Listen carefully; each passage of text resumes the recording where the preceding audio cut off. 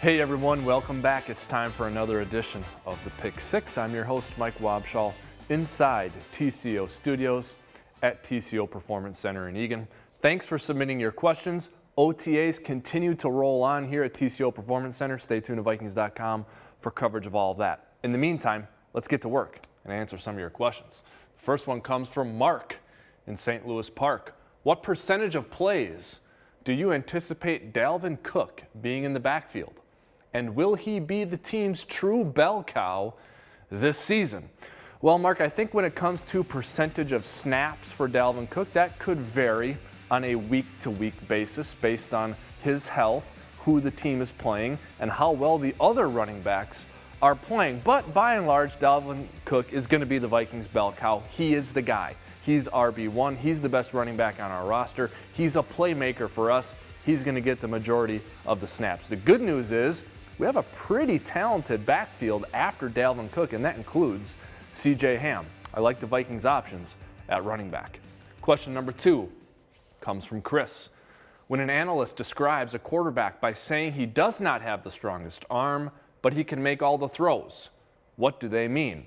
Well, here's the thing. We're lucky here in Minnesota because we have a quarterback who can do both, has a strong arm, and can make all the throws. Now, having a strong arm is about velocity and distance, but being able to make all the throws is about the different types of throws that a quarterback is asked to make in a game. It might be from the far hash to the opposite sideline. It might be a touch throw over the middle to a tight end running down the seam. It could be a 9 route or a go route. It could be a check down. Those are all the different types of throws. Kirk Cousins has an all-around skill set at the quarterback position. He's got a strong arm, and he can make all the throws. The next question comes from Blake in Chicago. Where is Drew Samiha going to fit into the Vikings' offensive line? Well, I think it's safe to say it's going to be somewhere on the interior, most likely as an offensive guard, although he did play tackle at Oklahoma. It's tough at this stage of the offseason. We have not gotten in pads yet. It's only been shorts and helmets. And offensive line and defensive line, more than any other position groups, you need those guys to have pads on to get a true evaluation. I think right now Samia is going to be fighting for a backup job along the offensive line, but I think his ceiling is such that he could be a starter someday. Next question comes from Jared in St. Rosa, Minnesota. Where do you think Brandon Zylstra lands on the depth chart? Ooh, that's going to be a fun one to watch. This wide receiver battle is going to be awesome. I mean, after Diggs and Thielen, it is wide open for receiver spots on this roster.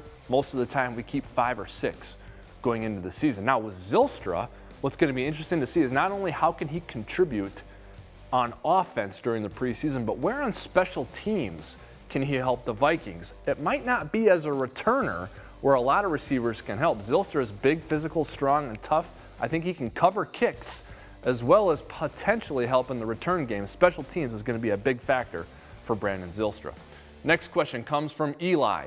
Do you think David Morgan will have much playing time this year? Oh yes, another guy who can help big time on special teams is David Morgan, but on offense, he can help as well. Not just as a pass catcher, which you think of tight ends helping the offense in a pass catching capacity, but David Morgan is a big tough guy too. He can help as a blocker in the running game or even as a pass protector. Yes, David Morgan definitely in the plans for the Vikings in 2019. Next question comes from Toby in Alaska. So what's the criteria for a draft being held in Minneapolis? Good question. The NFL continues to travel the draft around the country. Of course, it was in Nashville this year. Nashville did a great job hosting the 2019 NFL draft. The criteria is you have to be able to put on a good party.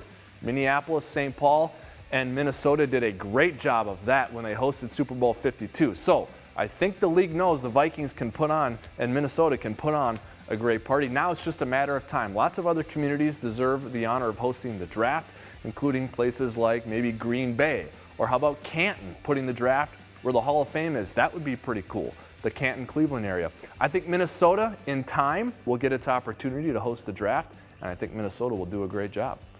That's going to do it for this week's edition of the Pick Six. Thanks for watching, and thanks, as always, for submitting your questions. We're going to be back next week with another edition of the Pick Six, so use the email address at the bottom of the screen.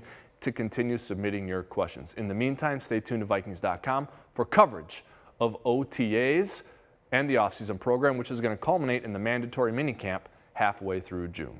See you next week.